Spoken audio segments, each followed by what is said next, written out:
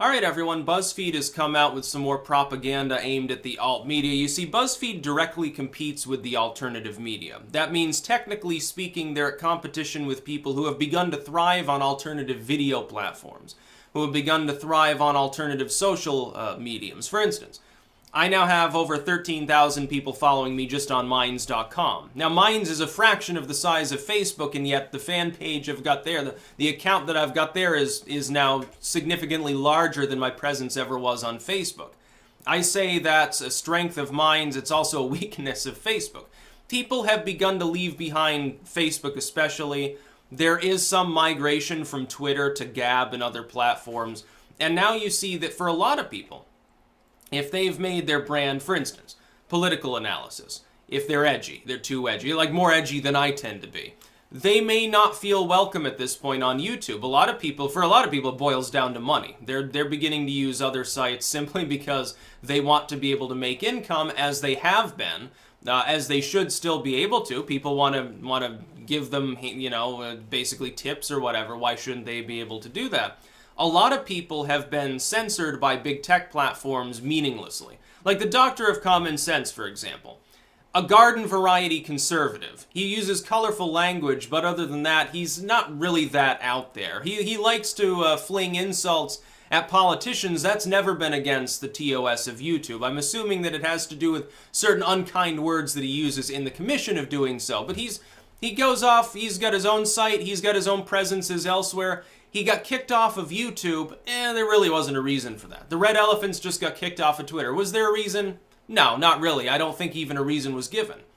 So when BuzzFeed looks at this, ignores all of that, and says, BitChute, Steemit, VidMe was, or all of these sites, they're far-right echo chambers. The far-right is migrating to new platforms and making them echo chambers. You're in a situation where BuzzFeed is one of the voices in the chorus. That also includes groups like The Atlantic, Vox, certainly Salon being liberal, other missing link media groups. It tends to be online or transitional sort of tech firms between the old guard media and the new, and a lot of newsprint. You don't get this as much from like a CNN or MSNBC. They oddly enough, they don't weigh in on this stuff much. I think they still don't take us seriously here online. You have encouraged big tech firms to suppress, to censor, to manipulate, to algorithmically distort, and to abuse segments of their own user population, often without reason. Many of the people who have been abused, because of your encouragement of this, are not actually part of any demonstrable group that you've said you wanted censored. They're not alt-right. They're not extremists. They don't encourage violence. They're not, scummy, deplorable individuals. They're just normal users. It's like Hickok or some of these gun uploaders. YouTube eventually is going to kick them off the platform. They've all gone to new video hosting sites. They're all at least double uploading by now. None of these individuals that I know of has any extreme political views. The closest thing you'd get is like a Gadsden flag waving, ANCAP or something. Not exactly extremism. If you want to call that extreme, well, what about progressivism? Oh, we're going to double your taxes and grant amnesty to 11 million people. Okay, that sounds pretty extreme to me, to tell the truth. I think you may be slightly more far out there than someone waving around a come and take it flag tends to be. But then you complain when these same abused users go to sites that promise not to abuse them, and you blame those sites, and you basically slander these sites and say, well, it's an echo chamber.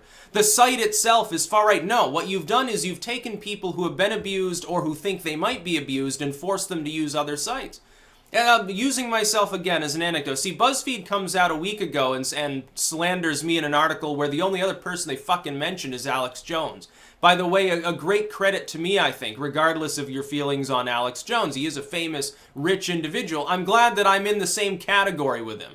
Yes, I'm absolutely proud of that, if for no other reason that I've succeeded enough to have a BuzzFeed hit piece based on a Wall Street Journal hit piece, prefaced on a Right Wing Watch hit piece, launched against me. Big victory within my life. Actually, I mean that unironically.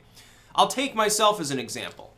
My only ambition was to be a YouTuber. Around the time I hit like 100,000 subscribers, I get my play button and stuff, and thinking, wow, this is great. YouTube's fucking fun.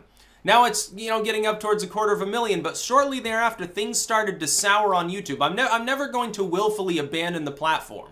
Not even on principle. I like YouTube. I've been on YouTube for over a decade. I'm not going anywhere and I'm still a YouTuber. But when I see that YouTube is manipulating notifications, using discretion rather than absolutism in the application of rules, has now a system where you can have something that doesn't even break the rules and it randomly gets put into limited state because some moderator thinks that it's close enough to breaking the rules. You're constantly having YouTube get bombarded by NGOs and media firms trying to get them to attack individuals or groups within their user base. When you put all of these things together, I had no choice but to branch out. As an individual who has now, for a number of years, not the entire span of my YouTube career, but for several years, been known primarily as a political analyst and a social commentator with a dash of religion and spirituality and literary works within there, it wouldn't make sense for me to rely upon just YouTube as a platform because I don't know what direction it's headed in right now. I'm still optimistic long term. If there was any big tech site that I was optimistic about surviving, YouTube would still be the number one on there. Not counting Amazon. Amazon's just fine, trust me. They've gone in the opposite direction in many ways and could emerge victorious and totally monopolistic to the point where even their allies within Congress are like, okay, you got to cut your company up into 3 or 4 pieces.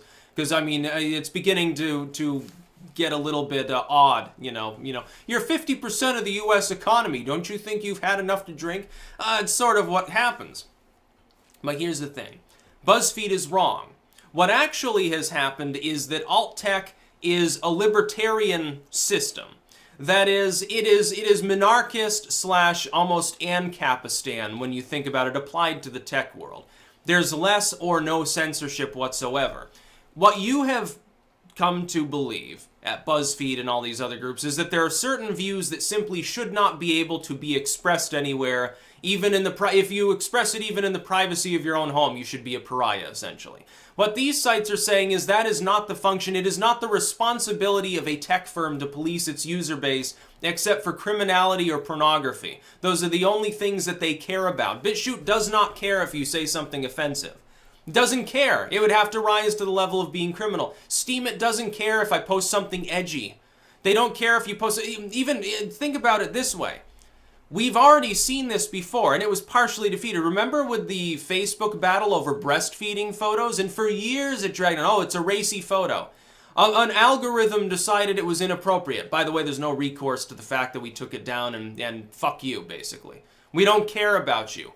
It's not sexual in nature. It's not really meant to be racy, but they targeted it anyway. The same people who say, well, why should these tech firms be policing morality? That doesn't make sense.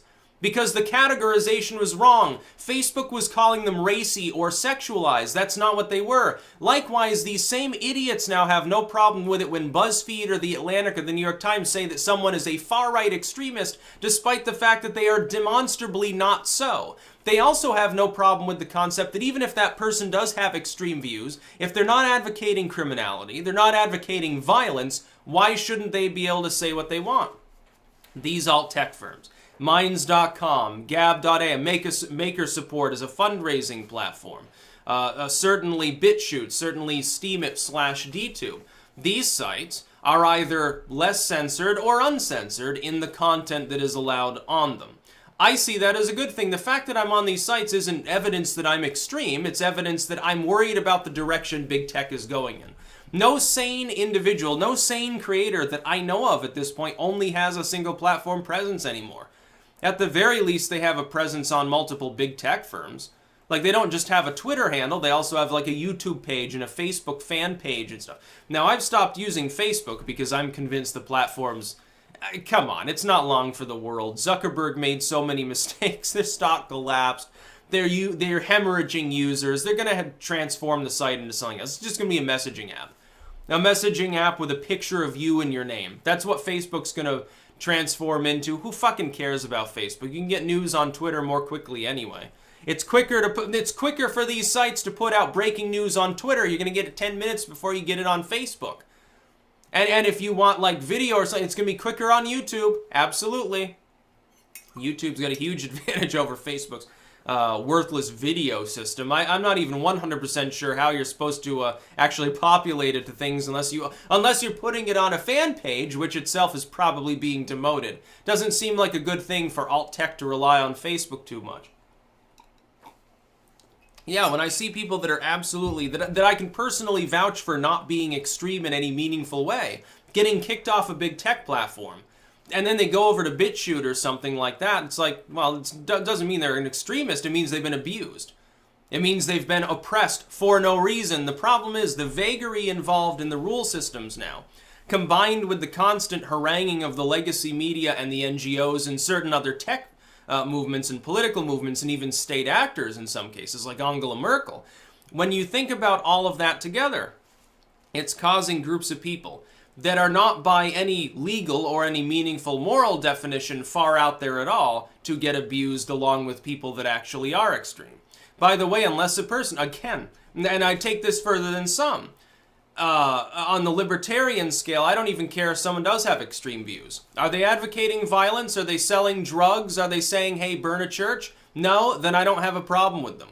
I do have a problem with people that think it's okay to randomly punch people for being extremists, though. I think that that's absolutely objectively worse. It's also illegal, but some people wish it was the opposite way around. We've gotten to the point of it as a culture where there are actually people out there that think if you physically assault someone for their beliefs, that's okay as long as your own beliefs are not offensive. To, again, offensive being in, I guess, the ear or in the eye of the beholder. But there are people who don't seem to understand that. No, BuzzFeed is absolutely wrong. But then again, BuzzFeed also says I'm an accused Holocaust denier based on a flawed article that doesn't even say that. Little bit of a problem there. So, and they get away with this because they just say accused. So, it's not us saying it, Why are you in our article? Oh, we don't know, but we just thought that we would remind people of this because, you're big enough at this point to be slandered, I guess. I've evolved beyond just getting hit by smaller sites. BuzzFeed's, I think, a cut above like a right-wing watch in its audience. Like, BuzzFeed's audience is probably at least on par with mine, whereas right-wing watch has 1/5 of it, so there's a difference there. That's about all. Peace out.